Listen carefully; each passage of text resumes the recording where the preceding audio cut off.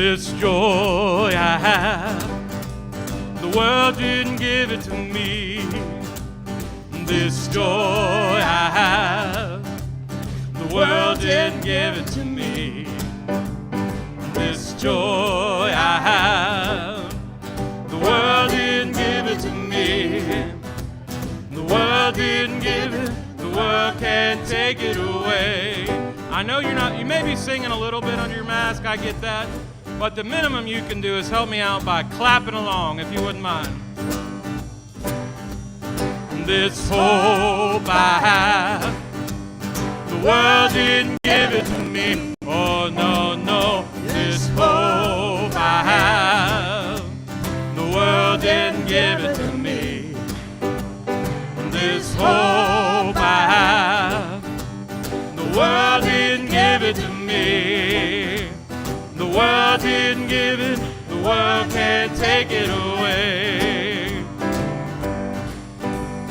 This peace I have, the world didn't give it to me. Oh, no, no. This peace I have, the world didn't give it to me. This peace I have, the world didn't give it to me.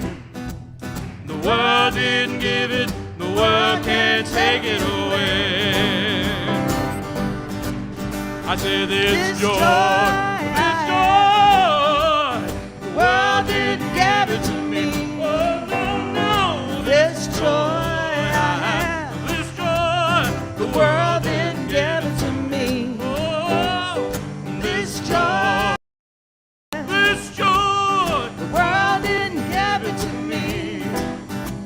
The world didn't give it, the world can't take it away. The world didn't give it, the world can't take it away.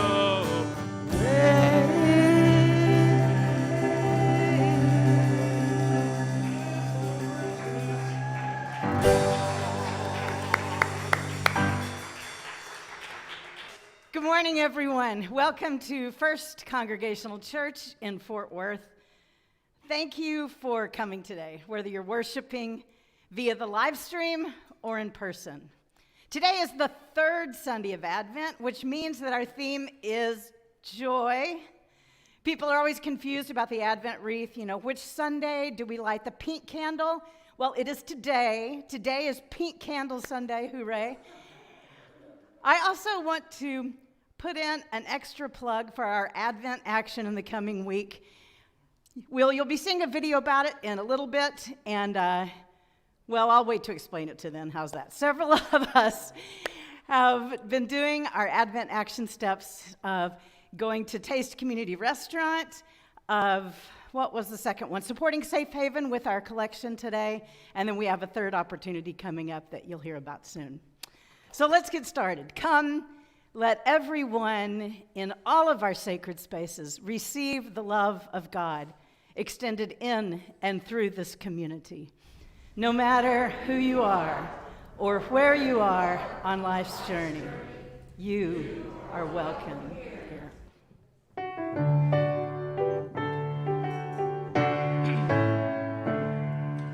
Joy to the world, the Lord is come. Let earth receive her King. Let every heart prepare him room. And heaven and nature sing, and heaven and nature sing, and heaven and nature sing. Joy to the world, the Savior reigns. Let all their songs employ, while fields and floods, rocks, hills, and plains repeat the sounding joy. Repeat the sounding joy. Repeat, repeat the sounding joy. God rules the world with truth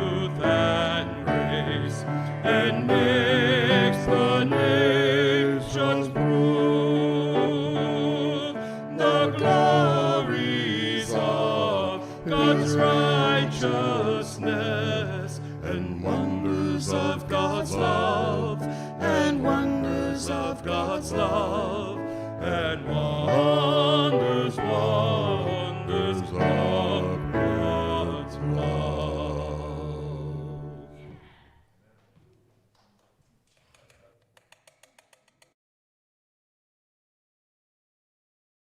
Hi, buddies. I hope that you're having a really great week and that you've gotten a lot of chances to play outside this week because it has been absolutely gorgeous.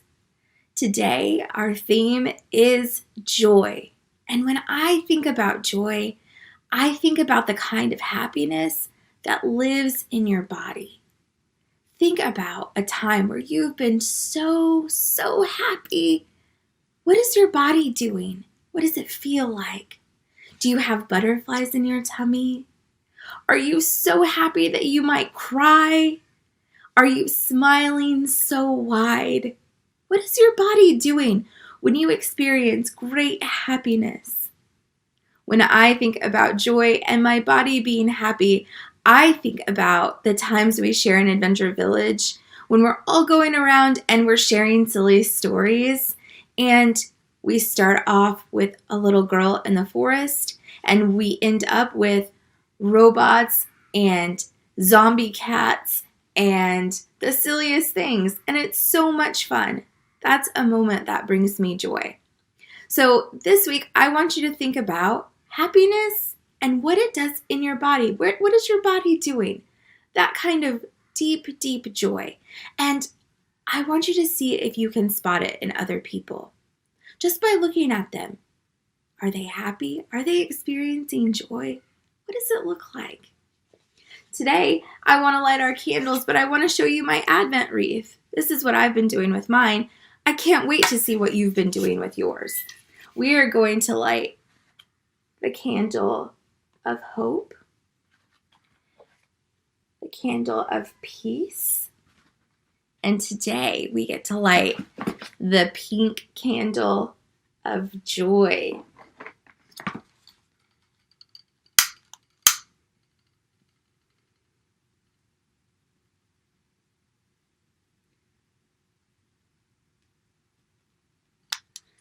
My buddies, may the hope and the peace that Jesus gives bring you great joy this week. I'll see you soon. Bye.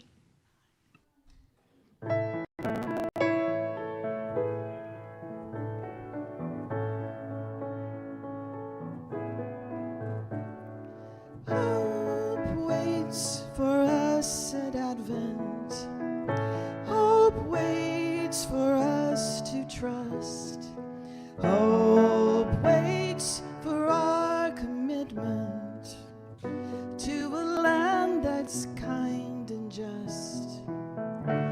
In this time of preparations for the work of co-creation, for the birthing of a world that heals the ones in pain. Hope is born in us again.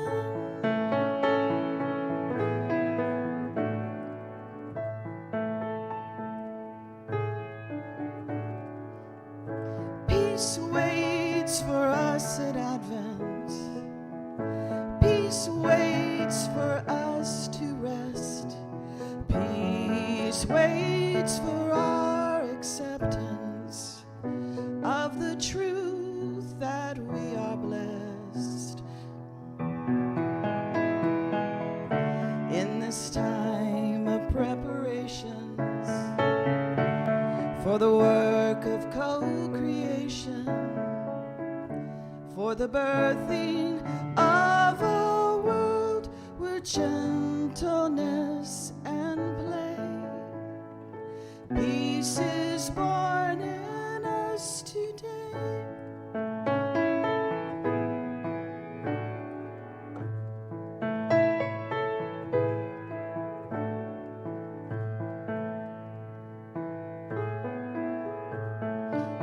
And joy waits for us at Advent.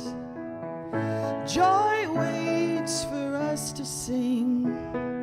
Joy waits for our amazement to the kindness of everything. In this time of preparations for the work of co-creation, for the birthing of a world where wonder is restored. Joy is born in us once more.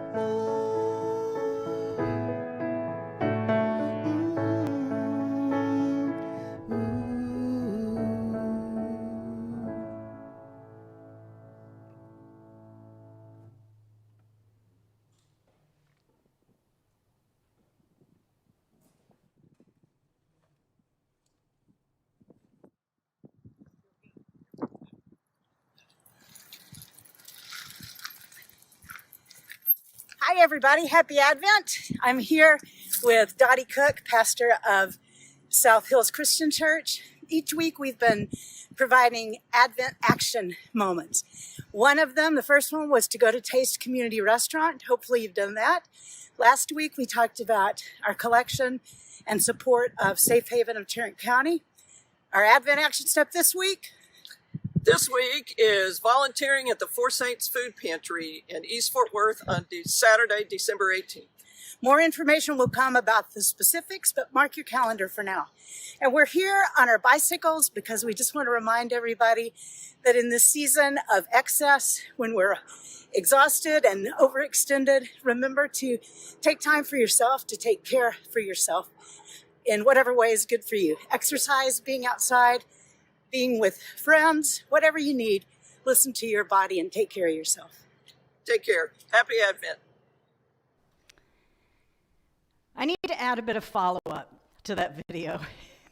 We learned yesterday that Four Saints Food Pantry actually changed their monthly distribution day to yesterday.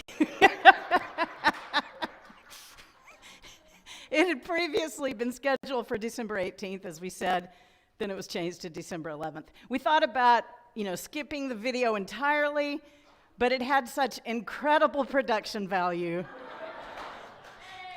We had to leave it in. It's really the best one yet. So we came up with a new Advent action. Pay no attention to what you just heard. This is it. Refugee Services of Texas, an organization that we've often worked with, is hosting a gift wrapping party next Saturday, December 18th. It's at Ridgely Christian Church from 10 to 5. Come and go. So come to Ridgely Christian Church next Saturday, anytime during the day, and wrap some Christmas presents for refugees who are newly settled in our community. Thank you. I don't know. I'll have to check on that for you. Thank you, Kim.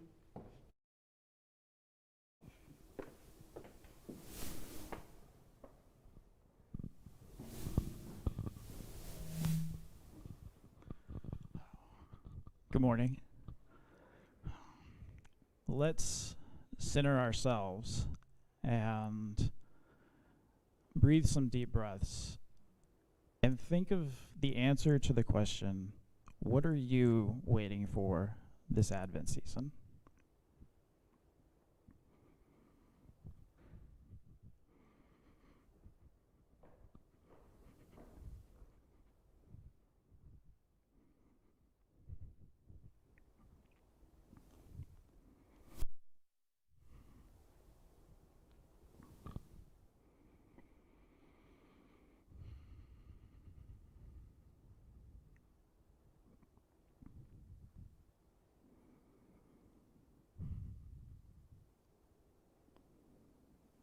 This morning I want to read Psalm 62, and then I'll ask for everyone's concerns and praises that we may join together in thought and prayer.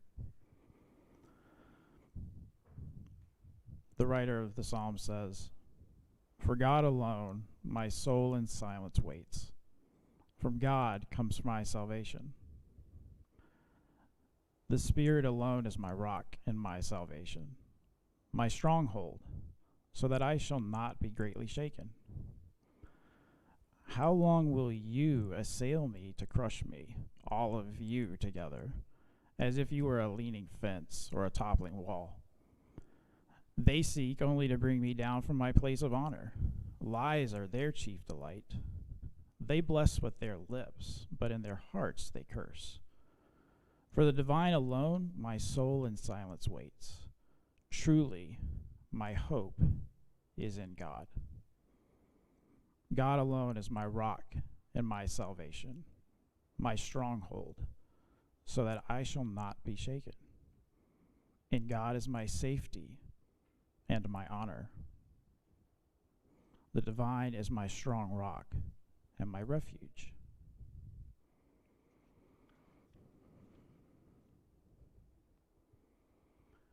I want to lift up the 70 plus families that were impacted by the loss of their loved ones in Kentucky, Indiana, and other states that were hit by the tornadoes.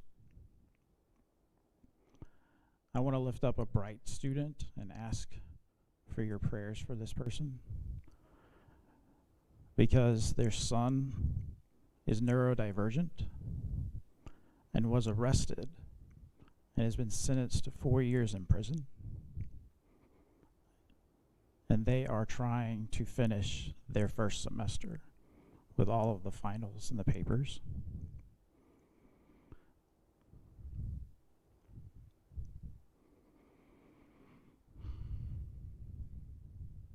And I want to ask you, what are your prayers and concerns?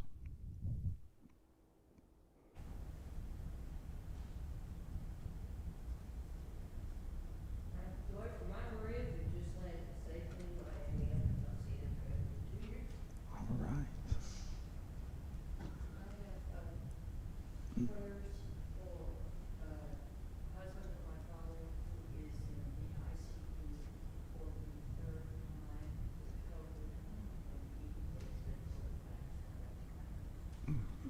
So we have prayers for someone who is in the intensive care unit with COVID for the third time. We have prayers of blessing for someone who's able to see their family after years. Online, we have prayers for students who are not looking forward to being away from school, which may be their safe space during this holiday season.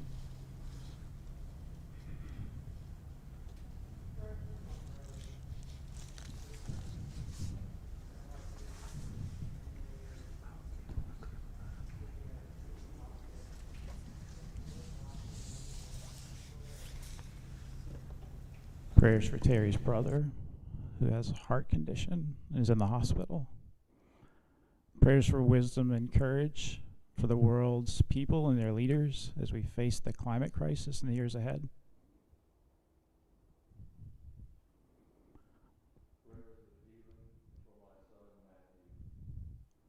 Prayers of healing for Matthew, for those with chronic health conditions and chronic pain, for the transgender and queer communities during this holiday season, and those people that are feeling lonely.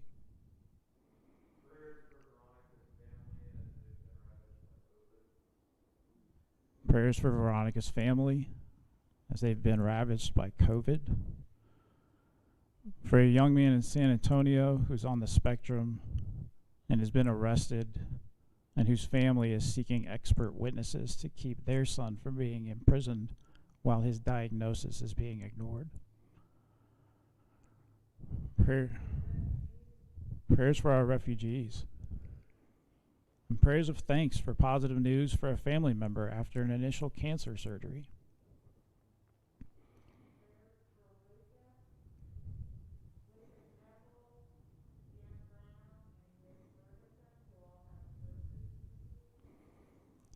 Prayers for Lucas and for Jana, and Gary, thank you, who all have surgeries this week.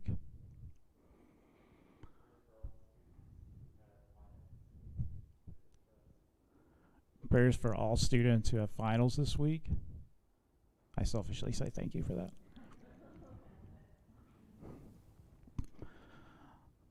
Put your trust in the divine always, O people. Pour out your hearts before the Spirit, for the Spirit is our refuge. Those of high degree are but a fleeting breath. Even those of low estate cannot be trusted. On the scales they are lighter than a breath, all of them put together. Put no trust in extortion. In robbery take no empty pride. Though wealth increase, set not your heart upon it. The divine has spoken, and we have heard it. That power belongs to the divine. Steadfast love is yours, O Spirit, for you repay everyone according to their faith and deeds. Amen.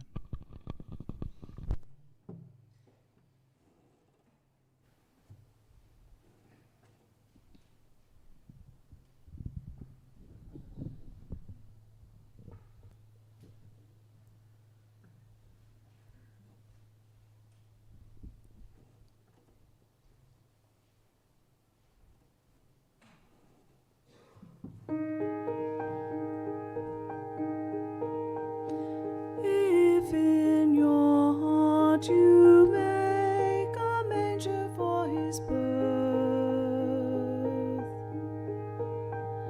then God will once again become a child on earth. If in your heart you make a manger for his birth, then God will once again become a child on earth. If in your heart you make a manger for his birth, then God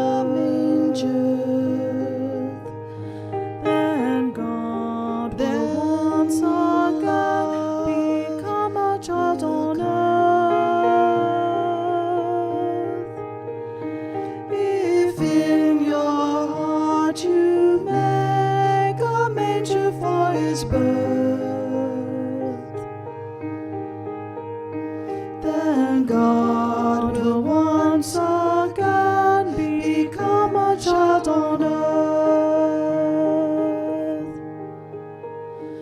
If in your heart you make a manger for his birth,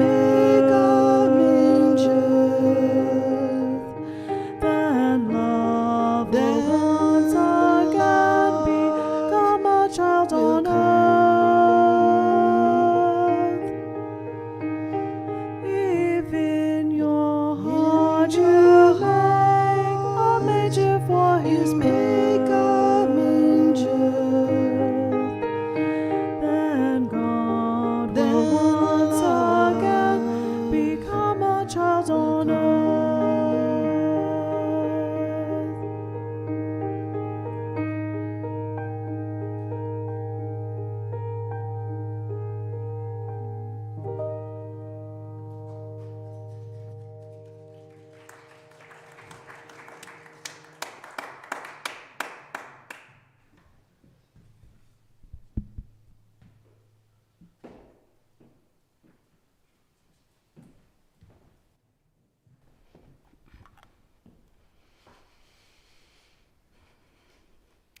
Today we continue exploring the Christmas stories found in the Bible. I say stories because the Bible provides not one, but two stories of Jesus' birth. We have four Gospels, of course, Matthew, Mark, Luke, and John. Of those four, only two seem to care at all about the circumstances of Jesus' birth. Matthew and Luke include the birth of Jesus. Mark and John do not. This apparent lack of interest in Jesus' birth in John and Mark is something I think a lot of people don't realize. Most tend to read the Gospels without paying much attention to them as separate stories of who Jesus was, and of course continues to be in the eyes of his followers. We tend to smush the Gospels all together as one unified story. If Jesus does something in Mark, then we just add it to the things he did in Luke. If Jesus, says something in Matthew, we combine it with the things he said in John. We basically combine all the Gospels as one. That's how I was taught to read the Bible. And here's the problem with that approach. If we combine all the Gospels into one story, we essentially create a fifth gospel that is not true to any one of the four. The result is a confusing story with sometimes huge differences, and we miss the nuance of how particular ancient communities saw and understood Jesus. We've talked a lot about the nature of the biblical Gospels. They're not history. They are carefully crafted stories written to put forth an understanding of Jesus, who he was, what he did, what was important. If we get a sense for these things, then we can begin to consider what claim he makes on our lives. The Gospels seek to communicate the truth of Jesus. Though they're not newspaper accounts, they were not intended as factual and should not be read that way, in my opinion, and others. And the original authors were not trying to, pull the wool over people's eyes. They did not think they were writing history as we understand history. Think of the Gospels as sermons, as theological stories. They made careful and deliberate use of symbolism and images rooted in the Hebrew faith and present in their political reality. If we don't consider each gospel on its own merit, then we miss a lot of what they're trying to say. Or I should say, we miss the opportunity to speculate on what they were trying to say. For example, in Matthew's Christmas narrative, women don't speak. Luke is more inclusive. In Luke, men are in supporting roles, which makes sense because women do have a bigger role when it comes to giving birth, right? Now, to acknowledge that women don't speak in Matthew is not to diminish the value of Matthew's gospel, not at all. We can, however, ponder why Luke chose to tell the story of Jesus' birth in such a way that highlights women's voices. What was he seeking to communicate? But we first must observe Matthew's exclusion of women's voices to notice the nuance of Luke's deliberate inclusion.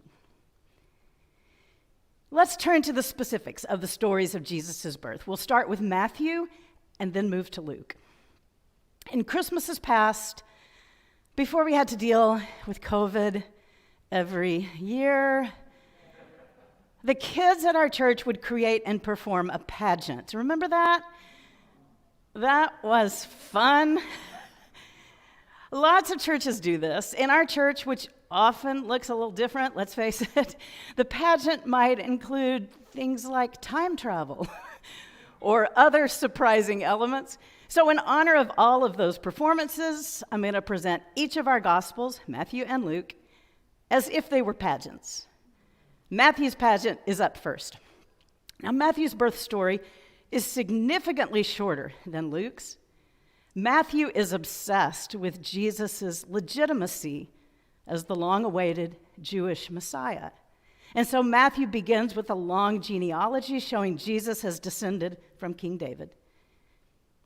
The first scene in Matthew's pageant is the conception of Jesus and Joseph's dilemma. Joseph is the main character for Matthew. Mary does not speak, nor does she receive any revelation. The dramatic tension centers on what Joseph is going to do because Mary is pregnant and Joseph is not the father. Dun, dun. Scene 2 in Matthew's story includes the star, the wise men, and Herod. King Herod hears that a rival king, Jesus, is soon to be born. Herod wants to get rid of this potential rival, so he assembles the wisest men to keep on top of it. He says, "Tell me where he is so I can pay him homage." Of course, that's not what he's going to do. He plans to kill the child, the rival king. Scene 3 centers on the Magi, the wise men sent by Herod who follow the star to the house, not the stable, by the way. They go to the house where they find Mary and Jesus. This is the whole gold, frankincense, and myrrh part. At the end of the scene, the wise men are told in a dream not to return to Herod, not to tell him where the child is. They go home by a different route. Scene 4 is the flight into Egypt to escape Herod's plot. Joseph, again, is the main character. He knows Herod is after Jesus, so he takes the family into Egypt until Herod dies. Scene 5, Herod's slaughter of the infants. When Herod realizes the wise men are not coming back, he orders the killing of children in and around Bethlehem who were 2 years old or under. May I add here that this would be a particularly bleak scene for a children's pageant.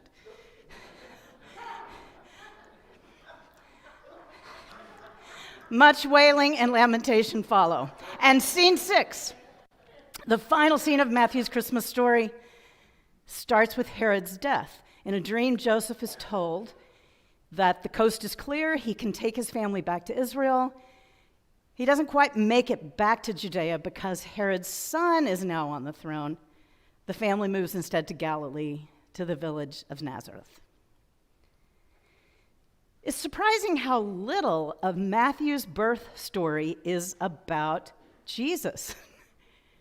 Jesus is almost off stage, which conveniently solves the common pageant problem of getting a real-life baby to play the role. Of course, in a Jesus, but there are so many familiar elements missing in Matthew. There's no story of the journey to Bethlehem or pregnant Mary riding on the donkey. No story of his birth. No angels singing in the night sky. No shepherds coming to adore him. Instead, Matthew focuses on Joseph and on his dilemma and on Herod and his unsuccessful attempts to destroy Jesus. Luke's pageant is very different. Luke's narrative is about 4 times longer than Matthew's. We've focused on Luke the past couple of weeks, so we've already covered some of it. I won't break Luke's pageant down scene by scene. I'll just whiz through the progression. Matthew tells his story of Jesus' birth to establish Jesus as the Messiah. As we'll see, Luke's version focuses more on the meek and the lowliest of the low. Our pageant, according to Luke, starts with the unlikely conception of John the Baptist, born to Elizabeth, who was barren, and Zechariah. Next comes the conception of Jesus, impossible because Mary was a virgin. Mary travels to visit Elizabeth. The 2 women remain together for about 3 months. Now, the women start having babies, y'all. First, John the Baptist is born. They had planned to name him Zechariah after his father, but Elizabeth puts the nix on that. She says, nope, his name is going to be John, which gets some pushback from the family, but we don't have time to go into all that. Next up is the story of the decree that went out from Emperor Augustus that all the world should be registered. Joseph and Mary journey to Bethlehem. While there, Mary's water breaks, or the contractions start. As Luke puts it, the time came for her to deliver. She gave birth to Jesus and laid him in a manger because there was no place for them in the inn. Next comes the shepherds in the fields, just like Linus told us in the Charlie Brown Christmas story. And lo, an angel of the Lord came upon them, and the glory of the Lord shone around about them, and they were sore afraid. Could I just say that I think with our new long throw projector, we could do an amazing job with this scene. Can't you imagine like a loop video of angels in the sky above my head? It would be epic. The angels sing, the shepherds pack it in and head to the manger. Voila, we have the inspiration for our nativity sets with Mary and Jesus and the shepherds and various animals, maybe an angel above, but we're not done yet. Next, we have the circumcision of Jesus, a scene I have yet to see portrayed in any Christmas pageant ever. That's followed by Jesus being presented in the temple. The last scene in Luke's pageant is a fast forward to Jesus at 12 years old. His parents take him to Jerusalem for the Passover. They head home, and 3 days later, they realize he's missing. Maybe they're not the most attentive parents. When they look for him, he's still in Jerusalem. He's at the temple, listening to teachers and arguing with them. Ta-da! The end of Luke's pageant. Cue the curtain call for a large cast of characters. These are very different stories. Of course, they share some common elements. The names of Jesus' parents, his birth in Bethlehem near the end of Herod the Great, and his conception by the Spirit of God. Yet these common points are embedded into significantly different narratives. We usually don't notice that, primarily because we tend to encounter the stories through some default lenses, filters. We either harmonize them, either by combining them into one story, as I said, or we prefer one version and ignore the contradictions between them. We might also read them through the lens of later traditions. We've sung "We Three Kings of Orient Are" so much that we assume Matthew said they were kings and that there were 3 of them. Matthew says neither of those things. My premise here is that there is great value in recognizing these differences and reading them as separate stories, reading each as a separate narrative, and paying attention to the details of the texts enriches these stories. It adds greatly to their power. Meaning grows larger, not smaller. Paying attention to the distinctiveness and details of these nativity stories is how we enter into the possibility of understanding what they meant in the first century, what they might still mean for communities of faith today. That's our topic for next week. We'll look closer at meaning. If the Gospels are not eyewitness accounts or attempts to record history as we understand it, what are they? What was their point?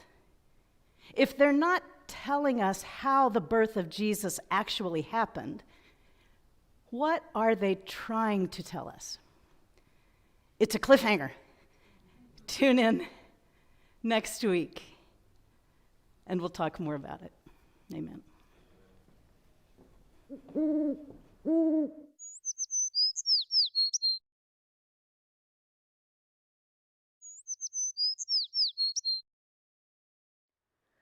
I brought my tree down to the shore, the garland and the silver star, to find my peace and grieve no more, to heal this place inside my heart. On every branch I laid some bread, and hungry birds filled up the sky. They rang like bells around my head. They sang my spirit back to life. One tiny child can change the world. One shining light can show the way through all my tears for what I lost. There's still my joy. There's still my joy for Christmas Day.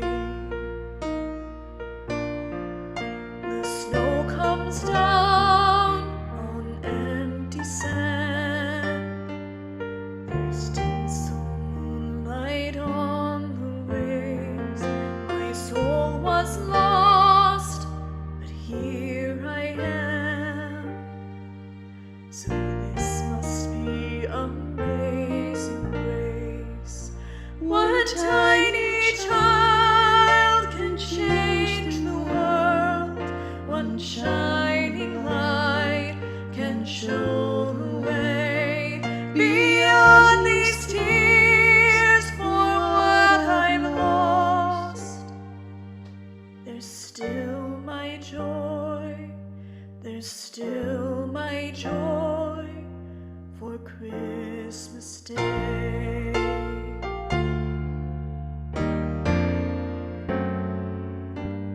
There's still my joy for Christmas Day.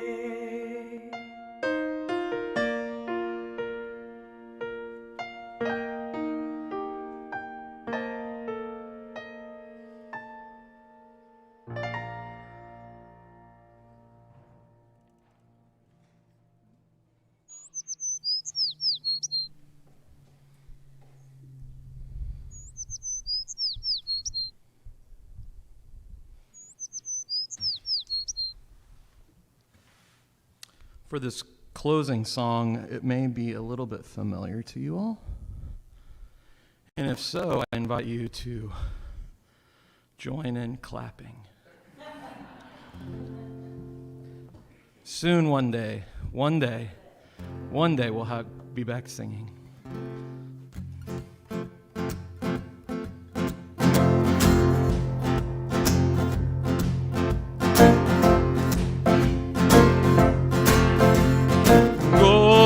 Tell it on the mountain, over the hills and everywhere. Go tell it on the mountain that Jesus Christ is born. While shepherds kept their watching for silent flocks by night, behold, throughout the heavens there shone a holy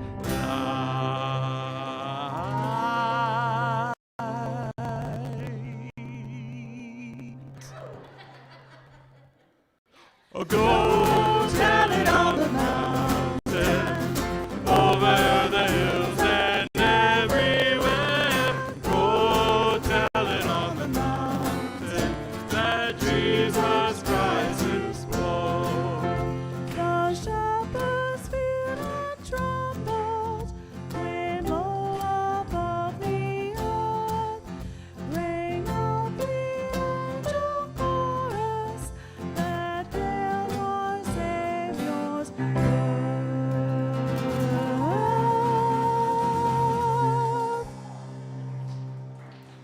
Go tell it on the mountain, over the hills and everywhere. Go tell it on the mountain that Jesus Christ is born.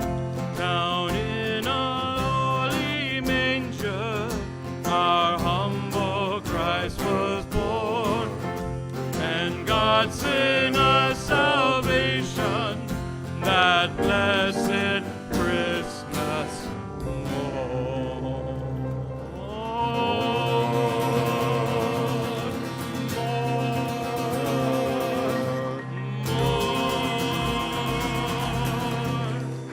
I broke a pick.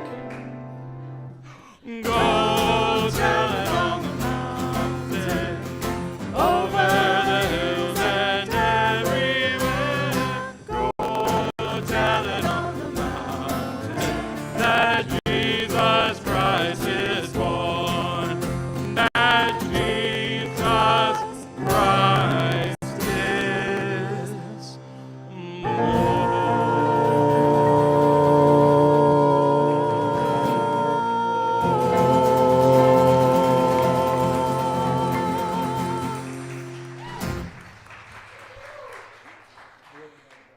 Thank you all so much for the joy today, musicians, congregation, those joining through the live stream. You know, there's a lot in the headlines. There's so much in the world that leads us or can lead us to despair. It's not irresponsible to find our joy. In fact, it's essential to keep us going. So thank you for having the courage to feel joy during what are very difficult times in many ways. In the name of our God, who is our Creator and our Redeemer and our Sustainer, go bless, friends. Amen. Go in peace.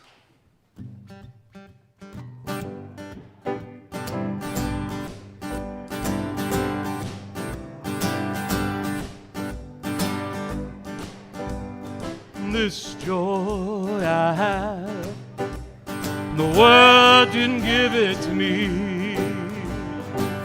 This joy I have, the world didn't give it to me.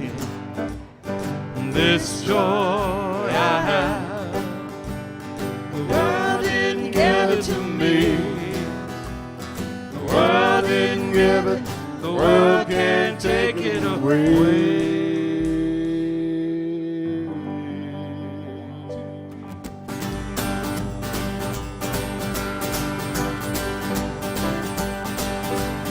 This hope I have, the world didn't give it to me. This hope I have, the world didn't give it to me. This hope I have, the world didn't give it to me. The world didn't give it, the world can't take it away. This peace I have, the world didn't give it to me. Oh no, no. This peace I have, the world didn't give it to me. No, it didn't. This peace I have, the world didn't give it to me. The world didn't give it, the world take it away. This joy I have, God didn't give it to me. This joy I have, the world didn't give it to me. This joy I have, the world didn't give it to me. The world didn't give it, the world didn't take it away. This joy I have, the world didn't give it to me. This joy I have, the world didn't give it to me. No, no. This joy I have, the world didn't give it to me. Didn't give it, the world can't take it away. The world didn't give it. The world didn't give it, the world can't take it away.